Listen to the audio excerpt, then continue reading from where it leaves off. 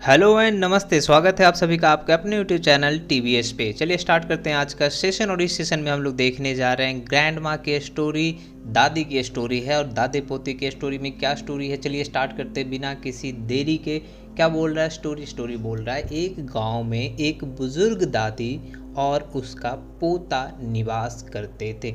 दो लोग हैं तो करते थे, ठीक है। तो यहाँ पे क्या है, एक गाँव में, तो एक गाँव है, इसमें एक बुजुर्ग दादी है और दूसरा कौन है, उनका पोता।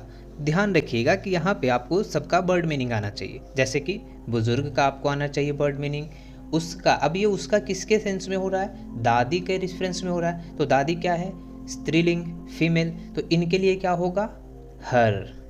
क्या यूज करोगे, हर। अच्छा, पोता मतलब कि ग्रैंडसन, निवास करना मतलब रहना अर्थात लिव। अब चूंकि ये पास्ट में है तो क्या यहाँ पे लिव्ड कर दें, रहते थे, निवास करते थे, पूरा हो जाएगा, ठीक है। तो चलिए ट्रांसलेट करते हैं। एक गांव में, इन अ विलेज, इन, पहले यहाँ से, इन a village, in a village, एक बुजुर्ग दादी रहती हैं और उसका पोता। तो चलिए इसको ट्रांसलेट करते हैं। इन अ विलेज देयर लिव्ड रहते थे N elderly grandmother and her grandson, मतलब उनका पोता। एक तो एल्डरली, यहाँ पे बुजुर्ग के लिए क्या आया है, एल्डरली। अच्छा, इसके पहले देखो एक के लिए एन का प्रयोग हुआ है। ऐसा क्यों है, क्योंकि यहाँ पे ई जो है वो है एक वॉवेल, और जैसे ही हम लोग इसको प्रोनाउंसिएट करते हैं तो हम लोग बोल रहे हैं एल्डरली, अर्थात स्वर है, व्यंजन नहीं है। इस वजह से एन का प्रयोग किया गया है, ए का प्रयोग नहीं किया गया है, ठीक है। तो इन सब का ध्यान रखिएगा। अब ये सब कहाँ पे मिलेगा सर, ये एन कब होगा, ए कब होगा, ये सब इंग्लिश ग्रामर के प्लेलिस्ट में अवेलेबल है। आप जाइए वहाँ पे, आपको मिल जाएगा आर्टिकल का वीडियो, उस पर क्लिक करके आप सीख सकते हो। तो देखो कैसे हम लोग इसको प्रोनाउंसिएट करेंगे। In a village there lived an elderly grandmother and her grandson. कैसे, in a village there lived an है, एन नहीं, एन एल्डरली ग्रैंडमदर मतलब बुजुर्ग दादी, एंड और उनका ग्रैंडसन पोता। अच्छा, और क्या बोलता है स्टोरी में बोल रहा है दादी का नाम था सुमित्रा और पोते का नाम आर्यन था। नाम बताया गया है, दादी का नाम। अच्छा, तो इस केस में कैसे ट्रांसलेट करें सर। अब काके की वाला वीडियो भी अवेलेबल है ग्रामर में कि कैसे हम लोग इसको ट्रांसलेट करते हैं। दादी का नाम, दादी क्या है, लिविंग है ना, सजीव।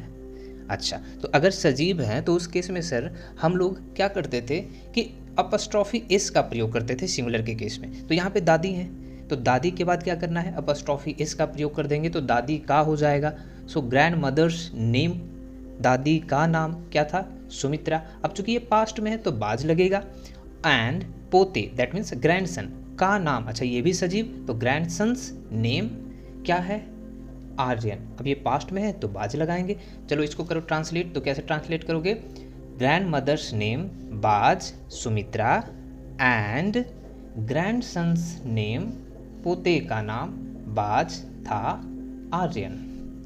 तो कैसे करोगे, द ग्रैंड मदर्स नेम बाज सुमित्रा एंड द ग्रैंडसन्स नेम बाज आर्यन। अब द क्यों लगा है, इसके लिए भी आर्टिकल का वीडियो में ही आपको बता दिया जाएगा। आप जाकर के देख लीजिए कि डेफिनेट आर्टिकल कब यूज करते हैं और इनडेफिनेट आर्टिकल कब यूज करते हैं, ठीक है। तो द को डेफिनेट बोला जाता है, ए और एन को इनडेफिनेट आर्टिकल हम लोग बोलते हैं। कैसे प्रोनाउंसिएट करोगे, द ग्रैंड मदर्स नेम बाज सुमित्रा एंड द ग्रैंडसन्स नेम बाज आर्यन। अब आगे क्या है स्टोरी में आगे बोलता है कि सुमित्रा दादी बहुत ही प्यारी और दयालु थी। जो सुमित्रा दादी हैं वो कैसी हैं, प्यारी और दयालु। सुमित्रा नाम है, प्रॉपर नाउन, चलिए ठीक है। दादी ग्रैंड मदर, बहुत मतलब हो सकता है भेरी यूज कर सकते हैं। प्यारी के लिए क्या हो जाएगा, लवली, है ना। एंड और क्या थी, दयालु, काइंड। तो इसको थोड़ा सा स्टैंडर्ड ट्रांसलेशन में कन्वर्ट करते हैं। क्या बोल सकते हैं, the grandmother Sumitra was very loving and kind. जो सुमित्रा दादी हैं वो कैसी हैं, बहुत, वेरी, लविंग, प्यारी, और क्या है, दयालु। अब ये पास्ट में है इसलिए वाज का प्रयोग किया गया है। कैसे प्रोनाउंसिएट करोगे? Grandmother Sumitra was very loving and kind. बार बार बोल के आप याद करोगे चीज़ों को, ठीक है। जब आप सीखना चाहते हो इंग्लिश, खास करके मैं इसकी बात कर रहा हूँ, अंग्रेजी अगर आप बोलना सीखना चाहते हो तो आप प्रोनाउंसिएशन पहले सीखो, ठीक है। वर्ड मीनिंग के साथ साथ उसको कैसे प्रोनाउंसिएट करते हैं, एक साथ कैसे बोलते हैं, ये बहुत ज़रूरी है। चलिए फिलहाल बढ़ते हैं स्टोरी में। स्टोरी में बोला जा रहा है, देखिए नेक्स्ट, कि जो दादी हैं वो अपने पोते आर्यन को बहुत प्रेम करती थी और उसकी परवरिश करती थी। मतलब अकेले रह रही हैं दादी और पोता, तो दादी जो है वो आर्यन को बहुत प्रेम कर रही हैं और उसकी परवरिश कर रही हैं। तो इसमें कुछ चीज़ें हैं जो आपको आना चाहिए, जैसे कि वर्ड मीनिंग है किसका? प्रेम करना। प्रेम करना का क्या होता है? लव। पास्ट में है तो इसलिए लव्ड होगा। और उसकी, अब ये किसके बारे में हो रहा है? दादी के, तो यहाँ पे हिज होगा या हर? सर हर होगा, हर होगा। किसकी परवरिश करती थी? किसकी? आर्यन की। अच्छा, तो उसकी ये आर्यन के लिए यूज हो रहा है यहाँ पे। चलिए इसको ट्रांसलेट करते हैं। सी लव्ड हर ग्रैंडसन, सी लव्ड वह प्यार करती थी, हर ग्रैंडसन किसको? अपने पोते को। कौन पोता है? आर्यन। कितना? बहुत, very much. And took care of him, और उसका ध्यान रखती थी, परवरिश करती थी। ऑलराइट, कैसे करोगे इसका pronunciation? She loved her grandson Aryan very much and took care of him. Took care of him, took क्यों लगा? टेक केयर क्यों नहीं लगा? क्योंकि सर ये पास्ट में है, इस वजह से टेक का टुक में कन्वर्ट हो गया। तो इस चीज़ का ध्यान रखिएगा। ये सब कहाँ से समझ में आएगा? वो टेंस वाले वीडियो से आपको समझ में आ जाएगा, वो भी आपको इंग्लिश ग्रामर वाले प्लेलिस्ट में, आपको प्लेलिस्ट का लिंक आई बटन से मिल जाएगा। बाकी आपकी मर्जी। देखते हैं आगे स्टोरी में। आर्यन ने दादी से कहा, आर्यन ने दादी से कहा, आर्यन सेड टू ग्रैंडमदर, क्या कहा? दादी, ग्रैंडमा, मुझे एक कहानी सुनाओ, tell me a story. Right, तो चलो इसको कैसे करोगे translate? Aryan said to his grandmother, अपने दादी से बोला, क्या बोला? ग्रैंडमा, दादी, टेल मी अ स्टोरी, एक कहानी सुनाओ, मुझे एक कहानी सुनाओ। प्रोनाउंसिएट करो। Aryan said to his grandmother, grandma, tell me a story, tell me a story. Alright, चलिए ठीक है। अभी दादी से इसने क्या बोला? मुझे एक स्टोरी सुनाओ, तो दादी इसको स्टोरी सुनाएंगी। अब दादी ने कैसा स्टोरी सुनाया? दादी ने आर्यन के लिए एक मनोहरी कहानी सुनाई जो उनने उसे बचपन में सुनाई थी। उसने किसके लिए यूज हुआ? दादी के लिए। बेटर होता यहाँ पे उन्होंने यूज हो, है ना। दादी है, रिस्पेक्ट के साथ बोला जाए, उन्होंने ज़्यादा बेटर साउंड करता है, क्योंकि इंग्लिश में तो एक ही चीज़ होगा, लेकिन हिंदी में थोड़ा रिस्पेक्ट के साथ। उन्होंने उसे बचपन में सुनाई थी। कैसे बोल रहा हूँ मैं, सुनना समझ में आएगा आपको अच्छे से। दादी ने आर्यन के लिए एक मनोहरी कहानी सुनाई जो उन्होंने उसे बचपन में सुनाई थी। अब थोड़ा थोड़ा तोड़ के इसको ट्रांसलेट करो, है ना। परेशान नहीं होना कि सर इतना बड़ा सा लंबा सा है कैसे होगा सर, कुछ भी नहीं है, बहुत आसान है। English is just a language.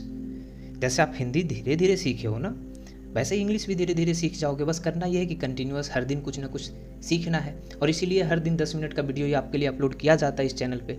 चलिए इसको ट्रांसलेट करते हैं। दादी ने आर्यन के लिए, दादी ने आर्यन के लिए, करने वाला कौन? दादी। किसके लिए किया जा रहा है? आर्यन के लिए। क्या किया जा रहा है? कहानी सुनाया जा रहा है। कैसी कहानी सुनाई जा रही है? मनोहरी। देखो ये जो मैं चीज़ें बोल रहा हूँ ना, कौन, क्या, कैसे, इन सब से आपको पता चलेगा सब्जेक्ट क्या है, ऑब्जेक्ट क्या है, वर्ब क्या है, और ये जो टेंस इसमें है वो कौन सा है। ये सब कुछ एक दूसरे से रिलेटेड है। इसीलिए मैं जब भी आपको ट्रांसलेशन सिखाता हूँ तो मैं ये चीज़ें बोलते जाता हूँ कि देखो करने वाला कौन है, क्या कर रहा है और कैसे कर रहा है।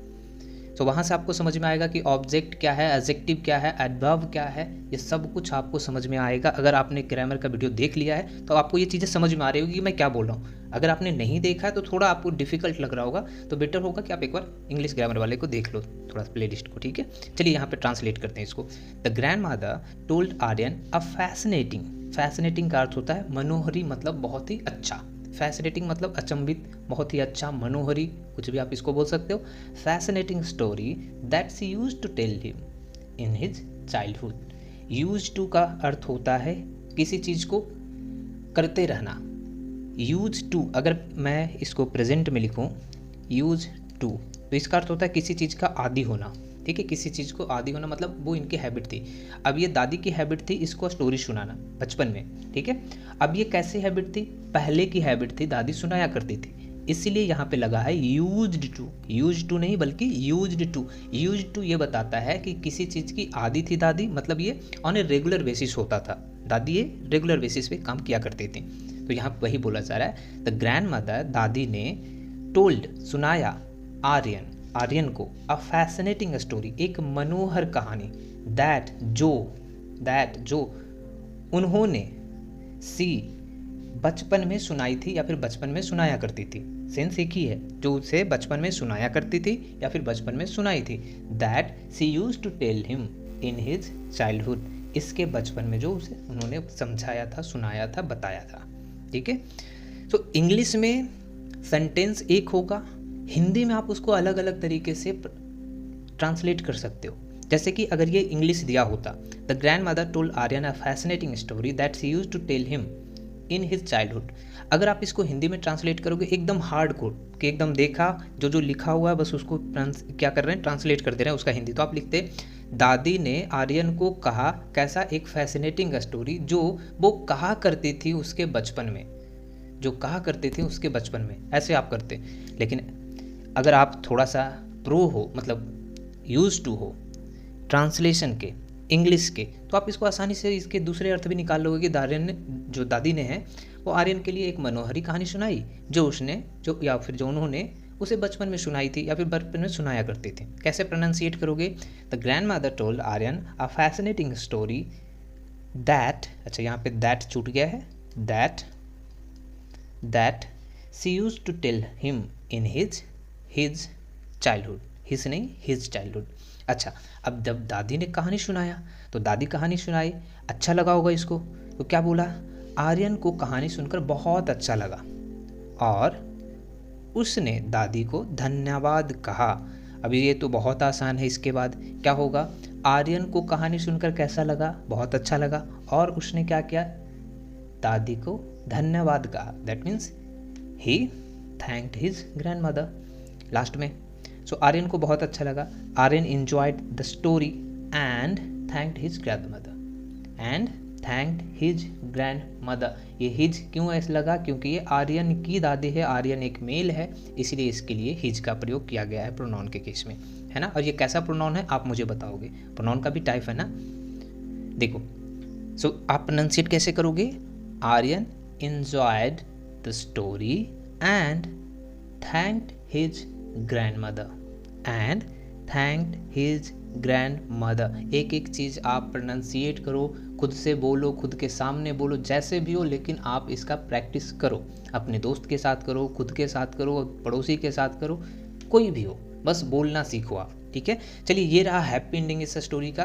फिर से मिलेंगे एक नया स्टोरी के साथ, और उम्मीद करता हूँ कि ये सीरीज़ आपको पसंद आ रहा है तो लाइक बटन जरूर दबाइएगा, और साथ ही साथ अगर अब तक सब्सक्राइब नहीं किया तो फटाक से सब्सक्राइब कर लो, क्योंकि यहाँ पे शॉर्ट्स भी अपलोड किए जाते हैं, वहाँ पे भी वर्ड मीनिंग है, और साथ ही साथ कुछ एंटरटेनमेंट वाले भी, कुछ आपके लिए मोटिवेशनल शॉर्ट्स भी अपलोड करते रहते हैं हम लोग time to time. Thank you for watching, have a great day. जय हिंद, जय भारत।